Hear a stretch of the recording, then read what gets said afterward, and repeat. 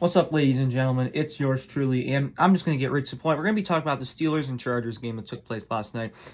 And man, was that a great game of football. Like, honestly, that was a spectacular game. Even though the Steelers didn't come out on top, kudos to the Chargers. With that being said, there were a few things I'd like to talk about. And one is the obvious, because obviously I'm a Steelers fan. And I know the Chargers have a great offense, but man, this defense, they're missing TJ Watt, Minkah Fitzpatrick, Joe Hayden. Stephon Tuitt's been out the entire year. Tyson Alualu's been out since week 2 or 3. It's been really unfortunate. But this defense could not stop a fly today, okay? The main reason why this game was lost was the defense. There are other reasons, obviously. But the defense just, oh my goodness. They had one good possession. One. The rest of them were mediocre or they were absolutely terrible, okay? The fact that we couldn't tackle anybody, everybody was wide open 24/7. And it should be next man up, okay? I get your backup's going to be worse than your starters. I didn't expect an amazing defensive performance today. But from what I saw, that was absolutely abysmal. James Pierre, he's not usually going to get the wide receiver one, okay? I get that. I'm going to cut him a little bit of slack. However, I feel like he should have been more prepared for the moment. He should have been, a little bit more... He should have been slightly better than how he performed. Because he covered the number one receiver. And I'm just going to let it be said, he did not do a spectacular job, okay? If anything, he was average at best. And once again, I know that's Hayden's job, so I'm not going to give him too much shade for it. But he definitely did not do too well. And that was kind of maybe potentially a domino effect with the rest of the secondary. Because let's be honest, this secondary, it's very young other than Joe Hayden. But what we need to remember is that a lot of the players that played on defense tonight, they're starters. A lot of them are still the starters. Sure, maybe they're playing on the left side instead of the right, or someone's playing the slot. They're still starters. A lot of these players have started every single game for us. So the fact that we couldn't tackle and we couldn't blitz, because if we blitz, receivers would be open. And then if we did blitz, receivers were open. If we didn't blitz and just played a coverage, receivers were still open. It didn't matter at the end of the day. The receivers were still open. And I would have hated to have Keith Butler's job, because I'm going to be honest, I think Butler is kind of carried by the defenses that he's had in the past, but he definitely could not do anything tonight. I have no idea how you would game plan for that defense. I'm sorry. So this game is not on Keith Butler's coordinating. It's really just the performance of the defense, because it was just absolutely atrocious. And obviously, TJ Watt was missed, but to anyone out there who thinks that Minkah Fitzpatrick sucks, all right, I will say this is definitely the worst year he's had for the Steelers. But he's better than what we put out there tonight, okay? He's given up a few big plays this year. It's been unfortunate. But at the end of the day, he is still if I'm being honest, would I put him in the top 100 players right now like I would have the past 2 years? No. But I still think overall, he's still very serviceable to this team. He's still a core piece to this defense. And tonight, last night, I really feel like that was proved. Joe Hayden, right? He'll probably be gone after this year. I really hope that we can get at least one veteran cornerback, because I like having a bunch of youth on the team. But this cornerbacking core, when Hayden was removed, was terrible. We need to have a veteran step in and take his place for that little transition period for a year or two. And then as they age and get more experience, hopefully the torch can be passed and it could just be them on their own with Pierre, Norwood, Sutton, etc. Sutton's pretty solid, but, as is. Devin Bush, he's had a huge decline since the beginning of his 2019 season. Last year, he was doing pretty well, and then he tore his ACL against the Browns, unfortunately. This year, I didn't expect for him to be anything amazing just because he was coming off of an ACL tear, but he's done absolutely nothing positive for this team. And whether it's penalties that are taking away very clutch interceptions, leaving people wide open, or just not knowing what the heck he's doing. Maybe it's from what he did on Twitter in the offseason, but he is just not playing well. It's that simple. He's not playing well, and he's making Devin White look like the far superior middle linebacker that he is. And keep in mind, they were drafted in the same class. But it's very disappointing to see that. The Steelers could not tackle today. They could not stop the run. They could not stop the pass. They could not stop the play action, and Herbert ran around like a madman. And this literally, I think this symbolizes the game. Cameron Hayward tackled Justin Herbert 30 yards down the field. He was the one who got to him. No one in the secondary, no linebacker, no cornerback. It was Cameron Hayward. All right, he came to play today. He almost always comes to play. He came to play today. All right, I like his performance individually, but as a defense of a whole, absolutely terrible. It reminded me of the 2017 defense, except this time it might have been even worse because this defense was bad. The defense back when we had Brown and Bell was bad. This defense was really freaking bad. I could only imagine if we had a decent defense back in when we had Brown and Bell, by the way. That definitely would have helped a lot. But that's besides the point. The second thing I'd like to make is the Steelers scored 37 points. Offensive performance-wise, I'm very happy for what they did. If you would have told me before this season that the Steelers would have had a game where they scored 37 points, I would have been like, holy crap, that's awesome. We must have won. No, we didn't win because of the defense. But I will say one thing about the offense, right? I love Najee Harris, but I think the Steelers love him a little bit too much because almost every single first down, it's a run up the middle to Najee Harris. Okay, Najee's a great running back. He can maybe get 2 or 3 yards out of that, even if the defense is going to be able to predict it. But you're not going to get any sort of true gain that's actually going to help you on 1st and 10 if you keep running the same play. It's so predictable. So that's literally all they do, and that's why you don't see Najee Harris running all over the place. Is because he runs just like an inside zone. And then he just takes up the middle most of the time, especially on 1st down. And it's so predictable. And like I said, he's a great player. He can maybe get a few yards out of it, but it's so predictable. I can call that play from my couch. And 90% of the time, if I'm the defensive coordinator, I'd be right because it's 1st and 10. Run up the middle to Najee Harris, So there's that. But the Steelers, they scored 37 points, and honestly, they could have had more, I feel. All right, and just hear me out, because I know they scored 37. Like I said, I'm very happy by their offensive performance. They did very well. But that second drive of the game for the Steelers, they scored a field goal the first one. The second drive, they were at the 2-yard line, right? On 3rd and goal, I honestly forget if they had any sort of positive yardage on 1st and 2nd and goal. But it was 3rd and goal. We threw a fade route to Chase Claypool. Now, do I hate the idea of that play? No. Do I like it on 3rd and goal? No. I prefer we do that on a 1st and 2nd and goal, because then if it doesn't work, well, then it's not 4th down, right? Then you don't have to make a decision. But they went for it on 4th down anyway, so that tells me, well, if we're going to do that, why not just run the ball with Najee, or, do a handoff to Najee, have Ben, do a bootleg, and then obviously he's not super fast, so he'd have to get rid of the ball pretty quickly. But, maybe Frymuth or someone would be open. No. That's what I would have liked to see on 3rd down and goal. But there's the fact that we were going to go for it at the 2-yard line when we gained nothing. That proves to me that even if we didn't gain anything and ran a decent play call, we were still going to go for it. So why not hand the ball off to your 1st-round running back that you drafted and is an absolute stud? Why not hand it off to him? It's like in the red zone, they completely forget he's there. They did it last game, too. And the one time they handed it to him, it was a touchdown last game, except it was called back for holding on Dan Moore Jr. or Kendrick Green. I forget which one, but it was one of those two. So just the fact that we don't give the ball to Najee Harris, like, when we're in the 5-yard line, that doesn't make any sense to me. I know you're not going to do it every play, but they rarely do it. I don't understand that. But just the play calling holds this team back, because they scored a lot of points in the 4th quarter. But if you've watched the Steelers since they've had Ben Roethlisberger, pretty much since the very beginning, if they're down by probably more than 14 points and it's the 4th quarter, the play calling completely shifts. And then after the game, they even admit who called the plays? Oh, Ben called the plays. You could tell Ben called those plays. Ben called the plays in the 4th quarter, okay? I don't think Ben Roethlisberger is anything amazing. I do think he's better than what ESPN gives him credit for, especially at the beginning of the year. But he's just a game manager at this point, and we have to accept that as Steelers fans. He's a game manager.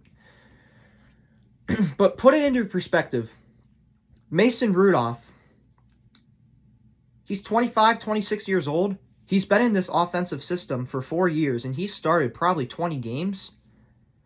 He could not have done what Roethlisberger did. He couldn't have taken control of the team and taken that leadership role and scored 37 points. He couldn't even score 27. I don't even think he'd score 20. Okay? So for anyone who's thinking, I think Dwayne Haskins is better than Mason Rudolph, I agree. I think he should be above in the depth chart because we don't know what he can do, whereas we know what Mason can do in this offense. But for anyone who who's still saying that we should bench Ben for whatever reason or did at the beginning of the year, like I said, he's nothing amazing. He's just a game manager at this point. But man, he's much better than Rudolph, and I can understand because, the safer thing is to play him over Haskins. So I 100% understand why this man is starting, why he's still on the team. Maybe that's a systemic issue with this team because they don't seem to have a true replacement for him, and they're not a amazing football team this year. They could still make the playoffs. Season's not over. I'm not one of those fans that's going to say it's over because they're 5-4-1. This loss definitely hurt. But they're not going to, even if they don't make the playoffs, they're not going to be bad enough to the point where they can draft a good quarterback in the NFL draft without having to trade up to get them if they so desire. So you might as well root for this team to make the playoffs.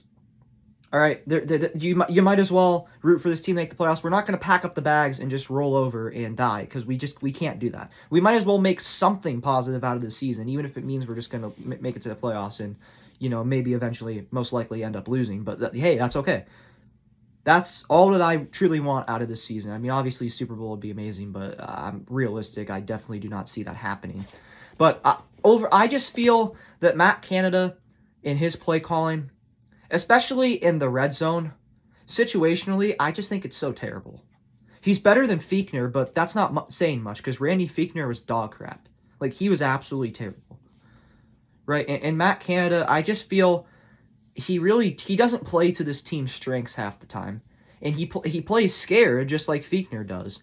Like, you see, whenever Ben took over the game in, like, the fourth quarter of the play calling, and you see us scoring all these points, right? This happens every single time. We did it last year against the Cowboys. Our offense is dead in the water. Ben calls the plays. We come back and win. It's happened so many times, and to the point where we literally were down by 17 and we're leading 37-34 at one point. I mean, come on. I mean, that has to show you that if your quarterback, and yes, he's played a long time, but if your quarterback is the better play caller than the person who's paid to do it, there's a problem. Right? Ben has experience. He should have a say in what's being called, but it really just doesn't look like there is a say because all we do is run up the middle with Najee Harris. I like Najee, but it's always run up the middle on first down with Canada. Then, slant route to Deontay, something like that. We rarely use the middle of the field, and when we do, it's to Freiermuth, which is good, but we rarely use the middle of the field. Like, we're trying to play the floor as lava, but just in that section of the field. And then it sets up for a third down and long. I don't get that. I just don't understand that. It's like they play scared. Like I said, Ben isn't amazing, but the play calling would make you think that we had a toddler out there at quarterback who was trying to throw the football because we barely throw the ball down the field more than 5 yards. And when we do, it's usually just a deep route to Deontay, and we hope that he can burn him. But Ben, most of the time, makes those throws. So it really makes me question, right? Because Ben is a shell of his former self. But he could still throw the football to a decent level. Like, he's still a decent quarterback. I wish he could run more. I wish he was more mobile. It's definitely the weakest part of his game is his mobility. Because it's gone, right? The last quarter of Ben Roethlisberger's career, his play style is completely different than the first 3 quarters. And that's what the game of football can do to you sometimes. But I just feel that from how this offense looked when Ben called the plays in the fourth quarter to how it looked with Canada, I don't know how that can't show you how this team is held back by themselves. They hold themselves back so much. Okay? They really do. And like I say every game, tell me one thing that Mike Tomlin did this game that helped them. Didn't do anything to hurt them. Tell me one thing that helped them. I don't see anything. As far as I'm concerned, we don't have a true replacement for Ben, okay? And I love Ben Roethlisberger, but it wouldn't have been a bad idea to have moved on from him, right? It wouldn't have been a bad idea.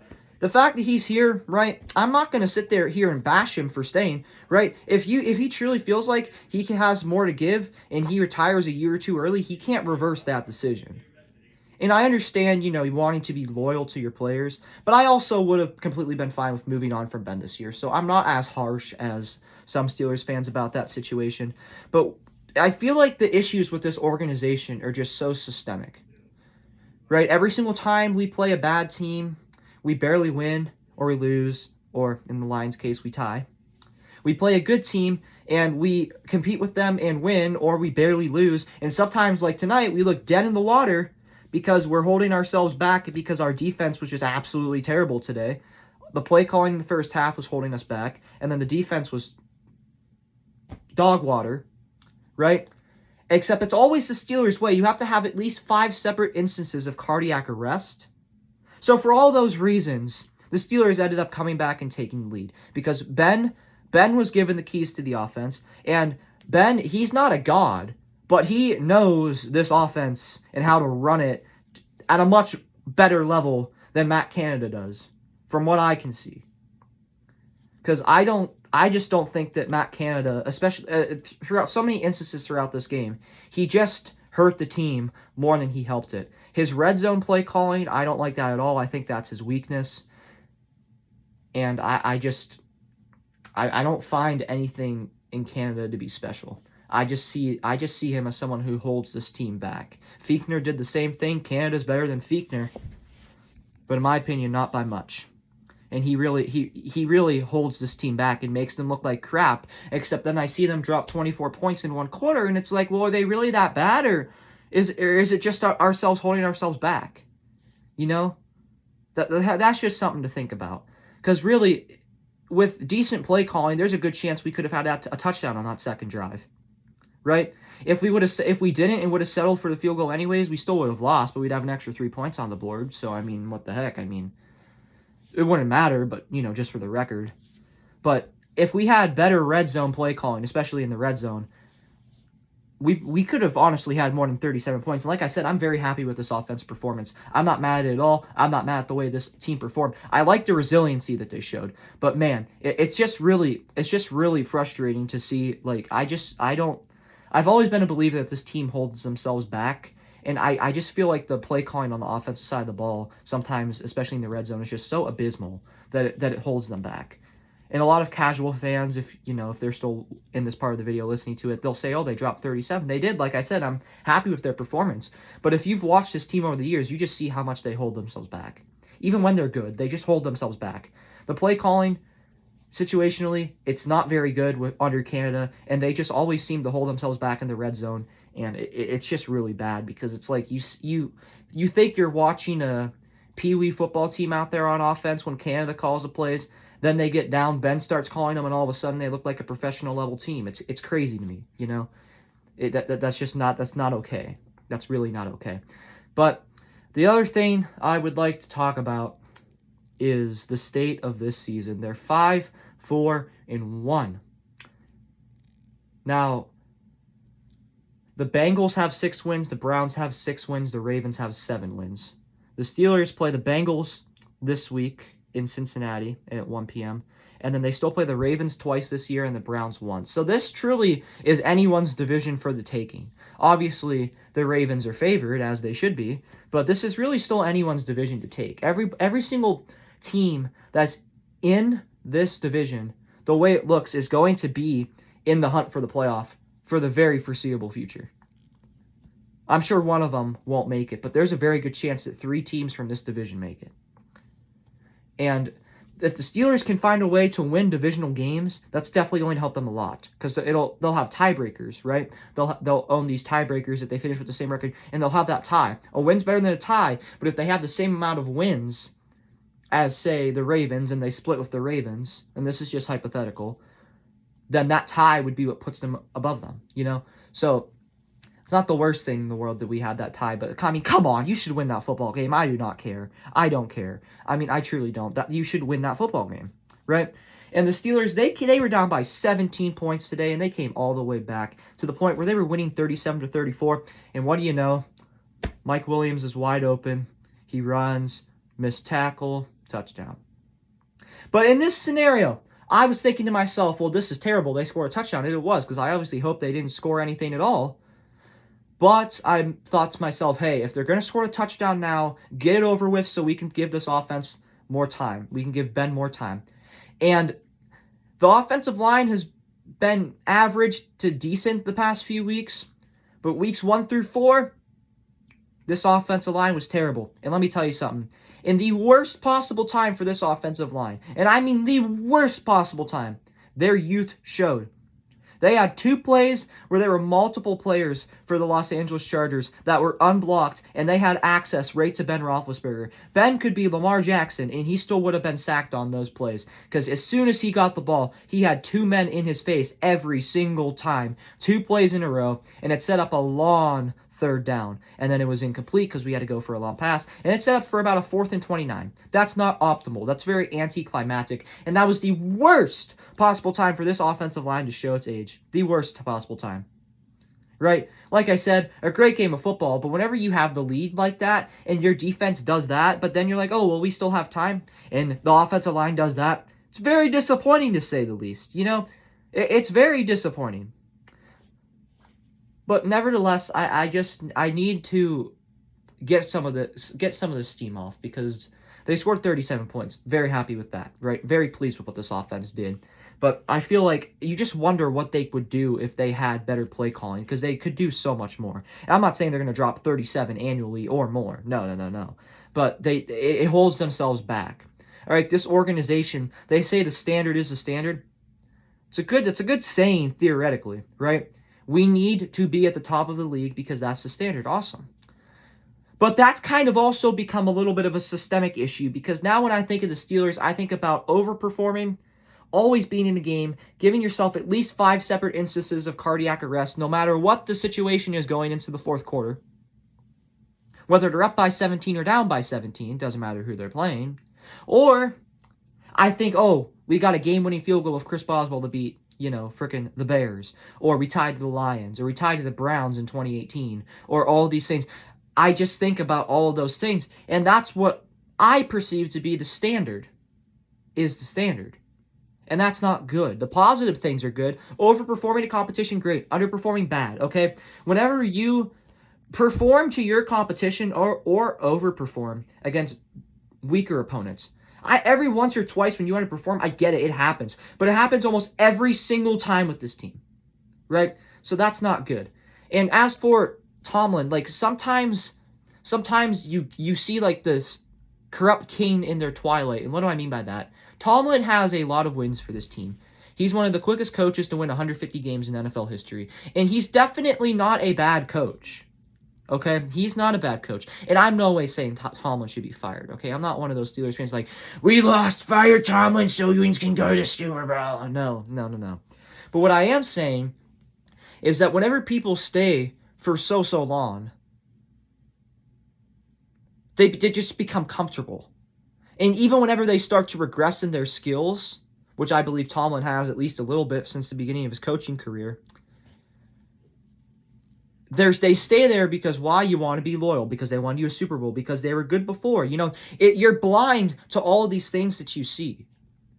And Tomlin's not the reason to blame for this loss at all. I'm not saying that, but I'm just saying in general, I feel like the Steelers team, they're too loyal to some of their players and coaches. Like Ben Roethlisberger, if he wanted to play until he was 55, I really think this team would let him. Right? If Mike Tomlin wanted to coach until he died, I really think they'd let him. And Mike Tomlin, he overperforms.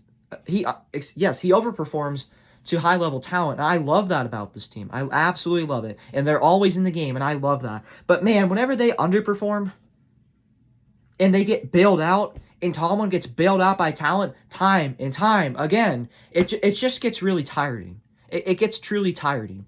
And then you look at the coaching staff that he has a say in hiring, and it's like, well, Canada, you just upgraded the quarterbacks coach, right?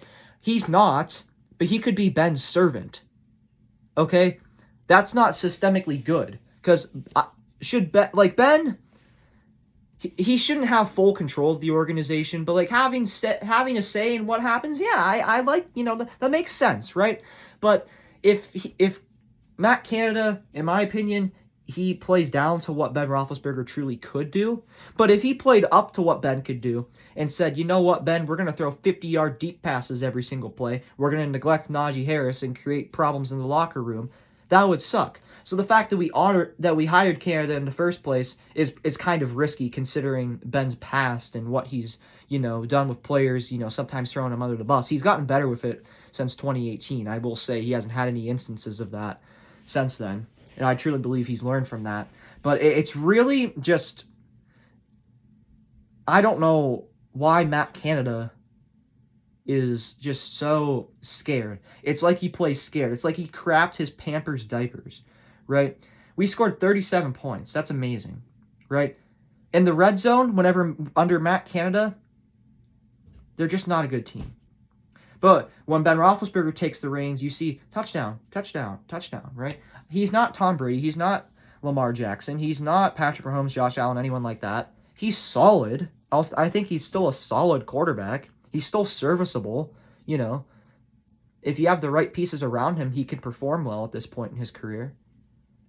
But it's just insane to me, the difference, the leaps and bounds difference between Canada calling the plays and Roethlisberger calling the plays. That is just an immense difference, and it should not be that big of a difference. Okay? In the defense, I did expect for them to have a worse game than usual. But man, I did not expect for them to look that bad the entire game. If it wasn't for Cameron Hayward and that tipped pass, they would have looked abysmal on defense the entire time, right? And this easily could have been the Buffalo Bills game.